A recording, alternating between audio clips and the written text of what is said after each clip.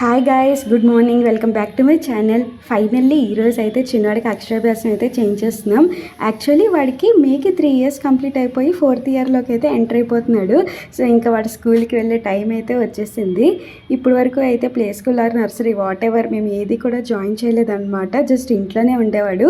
But ఇప్పుడు మాత్రం స్కూల్కి అయితే వెళ్ళాల్సిన టైం అయితే వచ్చింది. సో మనం ఏది జాయిన్ చేయాలన్నా ముందైతే అక్షరాభ్యాసం చేయించాలి కదా. సో ఫైనల్లీ ఆ డే అయితే వచ్చేసింది. యాక్చువల్లీ ఇప్పటికే చాలా లేట్ అయిపోయింది. ఫస్ట్ అయితే దసరాలో చేయించుదాం అనుకున్నాం. అప్పుడు నవరాత్రులు చాలా మంచిది అంటారు కదా. బట్ ఆ టైంలో మా హస్బెండ్కి హాలిడే లేకపోవడం వల్ల అస్సలు కుదరలేదు. నెక్స్ట్ జాన్లో వచ్చిన వసంత పంచమికి అనుకున్నాం, బట్ అప్పుడు కుదరలేదు. కానీ ఇప్పుడు మాత్రం చాలా గట్టిగా అనుకున్నాం అనమాట. సో ఫిబ్రవరిలో వాడికి ఎలాగైనా చేయించాలి, ఈసారి మాత్రం అస్సలు పోస్ట్పోన్ అవ్వకూడదు అని చెప్పి అనుకున్నాం అనమాట. అందుకే ఎర్లీగా లేచి ఫాస్ట్గా రెడీ అయిపోయి అందరం కలిసి గుడికి అయితే స్టార్ట్ అయిపోయాం. మేము ముందే ఒకటి అనుకున్నాము, వాడికి అక్షరాభ్యాసం అనేది ఇంట్లో కాకుండా ఏదైనా టెంపుల్లోనే చేద్దామని. ఎందుకంటే వాడి అన్నప్రాసన కూడా టెంపుల్లోనే అయింది. సో అన్నప్రాసన కాబట్టి దుర్గమ్మ తల్లి గుడిలో అయ్యింది. అక్షరాభ్యాసం సరస్వతీదేవి టెంపుల్లోనే చేద్దామని ముందే అనుకున్నాం అనమాట. సో అందుకే అందరం కలిసి వర్గల్ టెంపుల్కి అయితే వచ్చేసాం. సో ఫస్ట్ అయితే బాసరా వెళ్దాం అనుకున్నాం, కానీ అది మాకు చాలా లాంగ్ అయిపోతుంది అనమాట. మినిమం 2.5 hours జర్నీ టైం తీసుకుంటుంది. చిన్నోడితో అంత దూరం ట్రావెల్ చేయలేమని చెప్పి మళ్ళీ నియర్లో ఉన్న వర్గల్ టెంపుల్కి అయితే స్టార్ట్ అయిపోయాము. డైరెక్ట్గా కారులోనే వెళ్ళిపోదాం అనుకున్నాం. కాకపోతే కారు చిన్నోడికి నాకు అస్సలు పడదనమాట. అందుకే డైరెక్ట్ బస్సు ఉందని మా హస్బెండ్ చెప్పారు. అందుకే ఇంకా సరే బస్సులో వెళ్ళిపోదామని డిసైడ్ అయ్యాం. సో ఇక్కడే మేము చాలా రాంగ్ స్టెప్ తీసుకున్నాం అనమాట. హ్యాపీగా కారులో వెళ్ళిపోయి ఉంటే మాకు ఈ బాధ ఉండకపోదును. కరెక్ట్గా బస్సు ఎక్కాము, మా హస్బెండ్ ఫోన్ అయితే పోయింది. బస్ స్టాప్ వరకు ఆటోలో వచ్చేసాం. అప్పటి వరకు ఫోన్ ఉంది. కరెక్ట్గా బస్సు ఎక్కిన తర్వాతే ఫోన్ కనిపించలేదన్నమాట. పాపం మా హస్బెండ్ బస్సులో టికెట్స్ తీసుకున్న తర్వాత పాకెట్లో అయితే హ్యాండ్ పెట్టారనమాట. ఫోన్ అయితే కనిపించలేదు. నా దగ్గర ఉందేమో అని చెప్పి నన్ను అడిగారు. నేను లేదు అని చెప్పాను. వెంటనే నా ఫోన్ నుండి ఆయన ఫోన్కి చేస్తే స్విచ్డ్ ఆఫ్. ఒక్క నిమిషం మాకు ఏం చేయాలో అర్థం కాలేదన్నమాట. మా హ్యాపీనెస్ మొత్తం ఒక్కసారి కొలాప్స్ అయిపోయింది. ఎంతో హ్యాపీగా స్టార్ట్ అయింది. మేము ఇలాంటి సిచ్యువేషన్ని ఫేస్ చేస్తామని అస్సలు ఎక్స్పెక్ట్ చేయలేదన్నమాట. బస్సులో మేము దిగిపోవాలా లేకపోతే ముందు టెంపుల్కి వెళ్ళాలని మాకేం అర్థం కాలేదన్నమాట. ఒకవేళ దిగినా ఏం యూజ్ లేదు కదా, కొట్టేసిన వాడు అక్కడే ఉండడు, ఎక్కడికో వెళ్ళిపోతాడు. ఇంకా మేమే మా గుండెకి కొంచెం ధైర్యం చెప్పుకొని టెంపుల్కి అయితే వచ్చేసాము. సో గుడికి వస్తే ఎలాంటి బాధలనైనా మర్చిపోవచ్చు అని అంటారు కదా, అది ఎంతవరకు నిజమో నాకు తెలియదు. కానీ సో ఇక్కడికి వచ్చిన తర్వాత దాని నుండి అయితే కొంచెం డిస్ట్రాక్ట్ అయ్యామన్నమాట. ఫోన్ పోయింది అన్న దాని నుంచి కొంచెం మేమైతే బయటపడ్డాము. అఫ్కోర్స్ కొంచెం మనసులో అయితే బాధ ఉంది. బట్ ఏదైనా ఇది వాడి మెమొరీ డే కదా, ఇది వాడికి మెమొరీ డే, వాడికి చక్కగా అక్షరాభ్యాసం చేయించాలి, ఇది ఒక్కటే మైండ్లో ఉందన్నమాట గుడికి వచ్చిన తర్వాత. సో మేమే కొంచెం అలా దాని నుంచి డైవర్ట్ అయ్యి అక్షరాభ్యాసం అనేది బాగా చేయించాలి అని అనుకున్నాం అనమాట. సో అందుకే కొంచెం అలా చిన్న చిన్న క్లిప్స్ అయితే తీసాను. యాక్చువల్లీ ఎన్నో అనుకున్నాము, చాలా రోజుల తర్వాత బయటకు వచ్చాం కదా, చాలా వీడియోస్ తీసుకోవాలి, చిన్నోడికి నాకు ఫొటోస్ తీసుకోవాలి, టెంపుల్ కదా అని చెప్పి ఎన్నెన్నో అనుకున్నాను అనమాట. బట్ ఏది అవ్వలేదు. సో ఇదైనా సరే ఎందుకు తీసాను అంటే, ఓకే అక్షరాభ్యాసం వాడికి పెద్ద అయిన తర్వాత ఒక చిన్న మెమొరీ అయినా ఉండాలి. వాడి పెద్ద అయితే డెఫినెట్గా నన్ను అడుగుతాడు, అమ్మ నాకు అక్షరాభ్యాసం ఎలా జరిగింది ఏంటి అని. సో వాడికి నేను ఆన్సర్ ఇవ్వాలి అని చెప్పి ఏవో అలా వాడివి మాత్రమే చిన్న చిన్న క్లిప్స్ అయితే తీసాను అనమాట. ఇక్కడ మా హస్బెండ్ కూడా నాకే పాపం ధైర్యం చెప్తున్నారు, ఇంకా పోయిన వస్తువు ఎలాగో పోయిందిలే, నువ్వే కొంచెం హ్యాపీగా ఉండు అని చెప్పి ఆయన పాపం నాకే ధైర్యం చెప్తున్నారు అనమాట.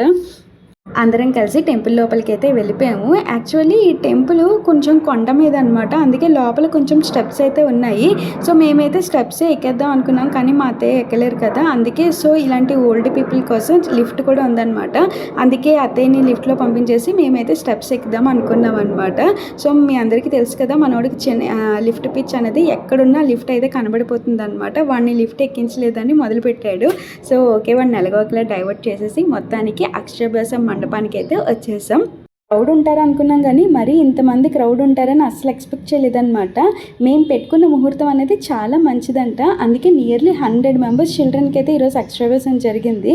సో ఇంతమంది పిల్లల మధ్య మనోడి అక్షరాభ్యాసం జరగడం చాలా చాలా హ్యాపీగా అనిపించింది అనమాట.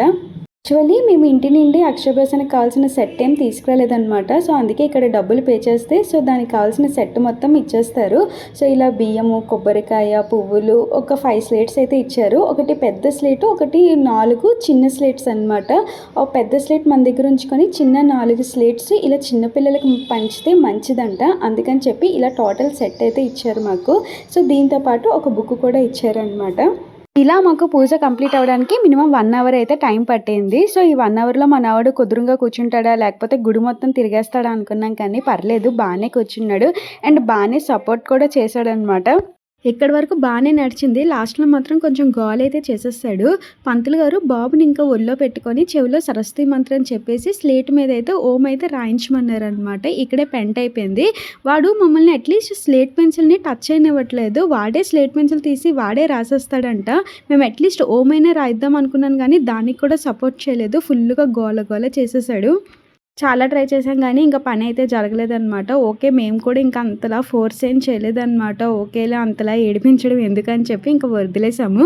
వాడే కొంచెం అక్షరాల మీద, యాక్చువల్లీ స్లేట్ మీద కొంచెం అక్షరాలు ఉన్నాయి కాబట్టి వాడే కొంచెం కొంచెం అలా దిద్దాడనమాట. మొత్తానికి అక్షరాభ్యాసం అయితే అలా కంప్లీట్ అయ్యింది. ఫస్ట్ అయితే పంతులు గారి దగ్గర బ్లెస్సింగ్స్ తీసుకొని తర్వాత అమ్మవారి దర్శనానికి అయితే వెళ్ళిపోయాము.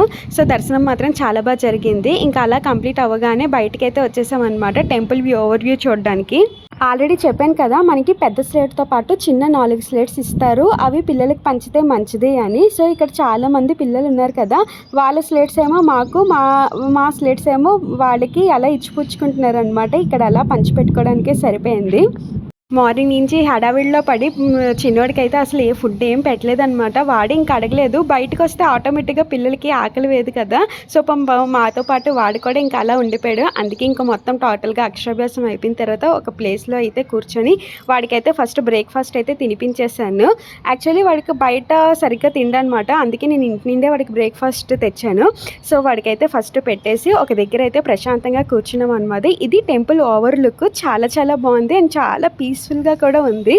మీకైతే ఒక ఇంపార్టెంట్ విషయం చెప్పడం మర్చిపోయాను. ఇదే ఫంక్షన్లో మా పేరెంట్స్ అండ్ మా సిస్టర్ అయితే మిస్ అయిపోయారనమాట. యాక్చువల్లీ అక్షరాభ్యాసం అనేది వీక్ డేస్లో పడింది. వీకెండ్లో పడి ఉంటే వాళ్ళు డెఫినెట్గా వచ్చేవారు అనమాట. సో వీకెండ్స్ కాబట్టి మా డాడీకి అండ్ మా సిస్టర్కి ఇద్దరికి హాలిడేస్ ఇవ్వనని చెప్పేశారు. అందుకే వాళ్ళైతే మిస్ అయిపోయారు. సో మేము కూడా ఇంకా అక్షరాభ్యాసం పోస్ట్పోన్ చేసుకోకూడదు, ఇంకా ఎవరు వచ్చినా రాకపోయినా ఈ ఫంక్షన్ మాత్రం అయిపోవాలి అని అనుకున్నాం. అందుకే సింపుల్గా మా ఫ్యామిలీతో కలిసి అక్షరాభ్యాసం అయితే చేయించేసామన్నమాట.